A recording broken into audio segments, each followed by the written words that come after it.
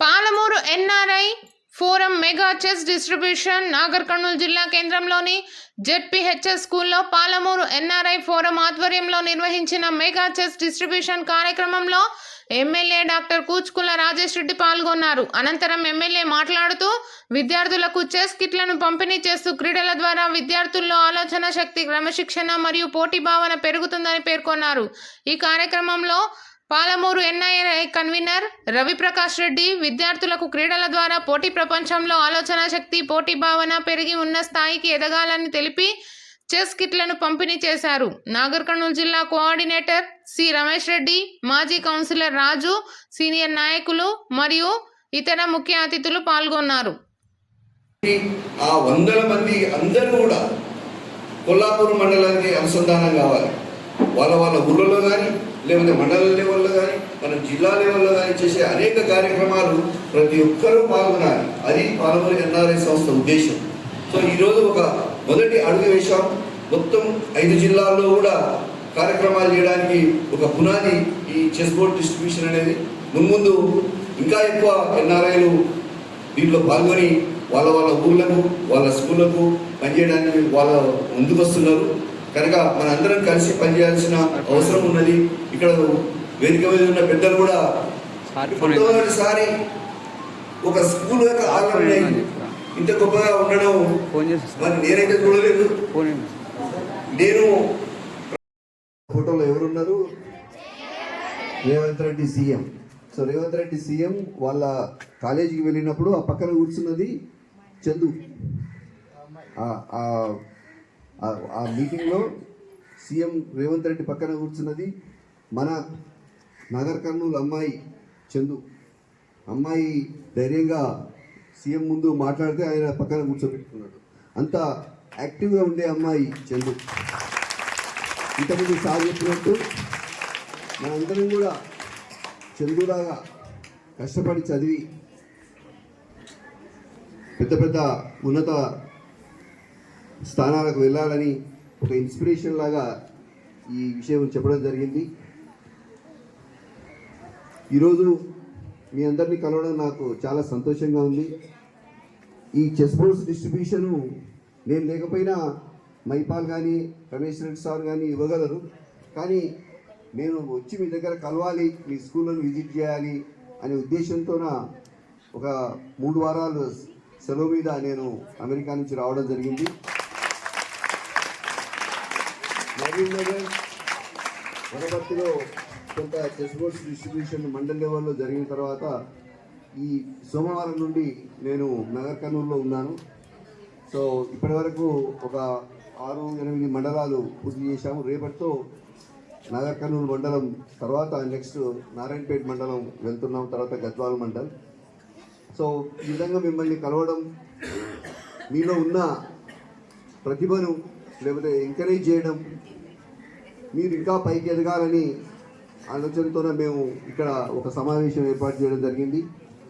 Palamuru NRI forum అంటే మన పాలమూరు జిల్లా 5 జిల్లాలు ఏదైతే ఉన్నాయో దానికి సంబంధించిన ఇక్కడ మన పాఠశాలలో చదువుకొని మోస్ట్ ఆఫ్ దెమ్ చాలామంది ప్రభుత్వ పాఠశాలలో చదువుకున్న వాళ్ళు బాగా కష్టపడి చదివి ఉన్నత చదువులతో అమెరికాకు వెళ్ళి స్థిరపడ్డవారు. కానీ వాళ్ళకి ఇంకా మన ఊర్లన్నా మన పాఠశాలలన్నా అభిమానంతో ఏదో ఒకటి చేయాలనే ఆసక్తి ఉన్నవాళ్ళు వాళ్ళందరూ ఒక ఫోరంగా ఏర్పడి మేము అవసరమైన సహాయం చేయడానికి ప్రయత్నిస్తున్నాం. దాదాపుగా ఒక 20 మంది మెడికల్ స్టూడెంట్ బీద విద్యార్థులకు ఒక లోన్ ప్రోగ్రాం ద్వారా, అంటే ఈ చందు కానీ మిగతా వాళ్ళకి ఇచ్చింది ఫ్రీగా ఇవ్వకుండా వాళ్ళు మళ్ళా రేపు ఎంబీబీఎస్ పూర్తయి ఉద్యోగంలోకి వెళ్ళి తర్వాత వాళ్ళు ఆ డబ్బులు పే చేస్తే అది మీలాంటి ఇంకొక స్టూడెంట్కు హెల్ప్ చేయాలి అనే ఉద్దేశంతోన ఇది ఏర్పాటు చేయడం జరిగింది.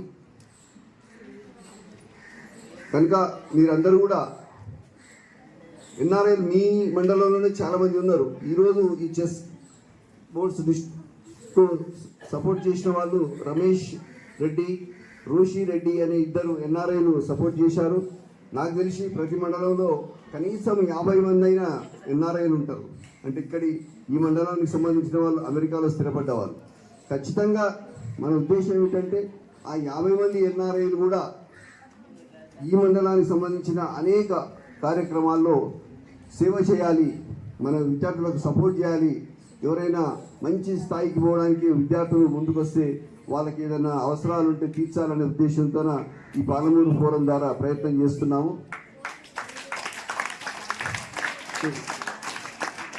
ముందు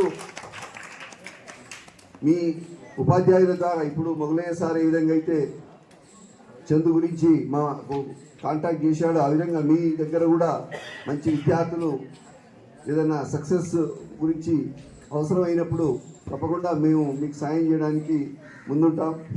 ఇంతకుముందే సారు మేము చేస్తున్న వేరే కార్యక్రమాలు కూడా విద్యావారధి గురించి చెప్పారు. మీకే కలాం డైరీ గురించి కూడా మీకు తెలుసు, మీరు రాస్తున్నారు.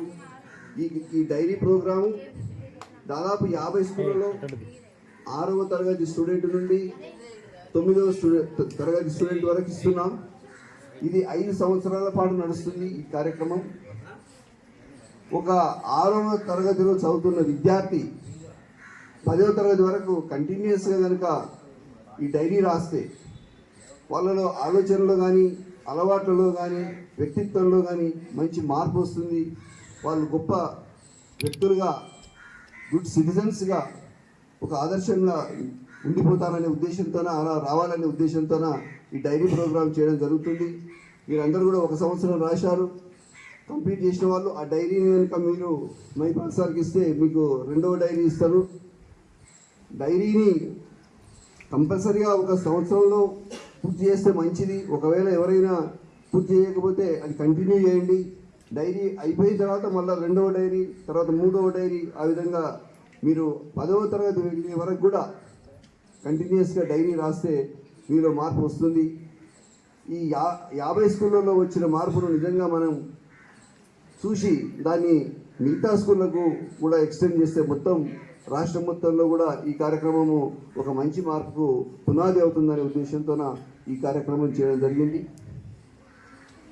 ఇది కాకుండా సాధారణంగా నేను వెళ్ళిన దగ్గర మిగతా పాఠశాలల ప్రధానోపాధ్యాయులు కూడా వస్తారు, మండలానికి సంబంధించిన వాళ్ళు. కాబట్టి ఒకటి నేను అందరికీ చెప్తున్నది ఏంటంటే, ఇంతకుముందు సార్ చెప్పినట్టు ప్రతి స్కూల్కి ఒక పూర్వ విద్యార్థుల సంఘం అనేది ఏర్పడాలి. ఆ ఊరికి సంబంధించిన వాళ్ళు లేదా ఆ స్కూల్లో చదువుకున్న వాళ్ళు గత 10, 15, 20 ఏళ్లలో ఎక్కడెక్కడో మంచిగా సెటిల్ అయి ఉంటారు. వాళ్ళందరూ కూడా వాళ్ళ స్కూల్ మీద ఒక కృతజ్ఞతాభావంతో మాకు మంచి చదువు చెప్పారు, మేము ఈ స్థాయికి ఎదిగామని ఒక మంచి ఆలోచనతో ఉంటారు. వాళ్ళు ఖచ్చితంగా ఆ స్కూల్కి హెల్ప్ చేయాలనుకుంటారు. కనుక మనం ఒక పూర్వ విద్యార్థుల సంఘం కనుక ఏర్పాటు చేస్తే, దానిలో వ్యక్తులను మనం ఇన్వాల్వ్ చేస్తే వాళ్ళ ద్వారా మనం మన స్కూల్కి సంబంధించిన అవసరాలు తీర్చుకోవడానికి ఒక కాంపిటీషన్ కండక్ట్ చేయాలన్నా, ఇంకేదైనా కొనాలన్నా, ఏదైనా రిపేర్లు ఉంటే చేయించాలన్నా, దేనికైనా కూడా మనకు అవసరమైన డబ్బు సమకూరుతుంది. ఈ విధంగా మేము మానాజిపేట గ్రామంలో ఇంతకుముందు సార్ చెప్పినట్టు మానాజిపేట హెల్పింగ్ హ్యాండ్స్ అని మొదలుపెట్టాం. దాదాపు 50 మంది ప్రతి నెల 300 చొప్పున, అంటే నెలకు 15,000 రూపాయలు మా అకౌంట్లో జమ అవుతాయి. దాన్ని స్కూల్కి సంబంధించిన అనేక కార్యక్రమాలకు మేము ఉపయోగించడం జరుగుతుంది. ఇది చాలా ఈజీగా చేయవలసిన పని. మనం ప్రభుత్వం కొన్ని మనకు ఇవ్వగలుగుతుంది కానీ అన్ని సమకూర్చలేదు, సమయానికి సమకూర్చలేదు. అలాంటప్పుడు మనం మన పూర్వ విద్యార్థుల సహాయం తీసుకుంటే మన స్కూల్ను ఇంకా ఎక్కువ అభివృద్ధి పథంలో నడిపించవచ్చు. కనుక అదొకటి అందరూ ప్రధానోపాధ్యాయులు ఆలోచించాలి. అదేవిధంగా నేను చూసిన కొన్ని స్కూళ్ళలో చాలా చక్కగా కిచెన్ గార్డెన్ ఏర్పాటు చేశారు.